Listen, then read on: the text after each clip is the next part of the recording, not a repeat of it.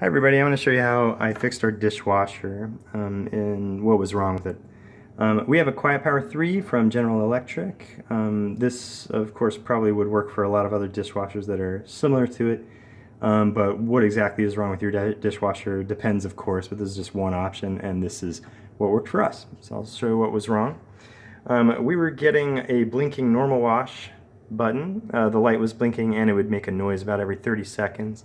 And it seemed that our cycle was getting interrupted so that there was still a film on the dishes after the soap was all gone and it was washed. It was like it wasn't rinsing or something.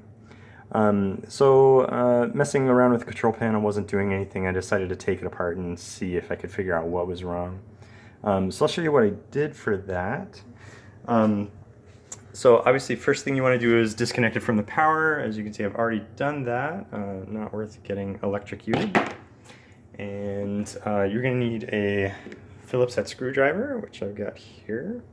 I actually did all the unscrewing already just for time's sake. You're going to want to get into the control panel, which is in here. All you need to do is unscrew the 8 screws that are around it. There are 4 on either side, 1, 2, 3, and 4, and I did that on either side. So we'll then just gently lift this up. Let me, whoa. Okay, so I lifted up the plastic part. Just be gentle so that you don't jostle any wires or something. This is what it looks like on the inside, all put together as it should be. Mostly what I did is I don't know anything about dishwashers, so I just looked around to see if I could see anything out of place. Didn't notice anything obvious, so I just kept looking to see if I could find anything. The wires all seem pretty well put together. It's clean in here, everything like that. So I wanted to focus in on the control panel in here. So as you can see, it's got these tabs 1, 2, 3, and 4 around there. So you could just kind of lift that off or pry it off if you have some sort of, or if it's a little stiff, you can use a little screwdriver or something to get it off.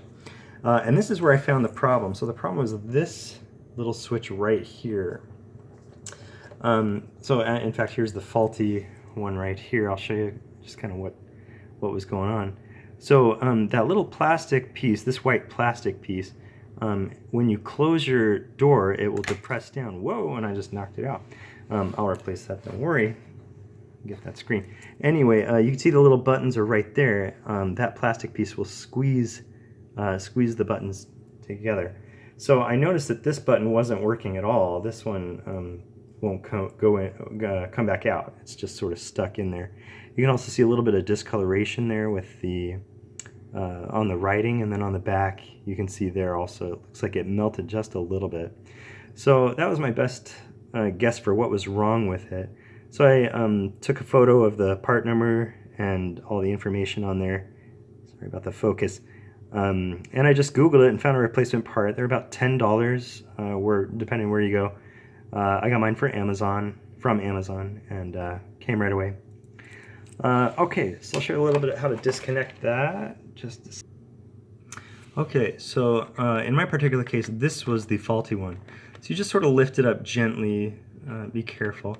It's got prongs in there that kind of hold it into place, so just sort of gently slide it out of place. And that was pretty straightforward. This is the new one, of course, I'm not going to take it out. Just disconnect these by slipping them off. They should slip off relatively easily. And then make sure you know which wire is connected to which port. This is the common port, and this should be the, I think that's the hot port, where the actual power is coming through. So just mark it until you get your replacement part. Slip on the new one, and this should slide right back in over those ports. Those wires will go just right there. All right, make sure it's kind of nice and snug. Then you'll find that spring switch and slide that right back in there. Kind of nice and firm. Try to watch what I'm doing here. There, so that should sit very nicely right there, and you can see the switches are right there and there, so that when this goes down, when you close the door, both switches are going to be depressed like that. Okay. Then we just put our lid back on. Let me see that. All right, so we just put our control panel lid back on, nice and carefully. Make sure it's snug and clipped into place. There we go. There, that feels nice. Okay, and then we put the top of the dishwasher back down, put the screws back in place, and hopefully you're all set. So again, that worked for me, but I don't know what it's going to work for your dishwasher, but good luck. I hope you get it all fixed.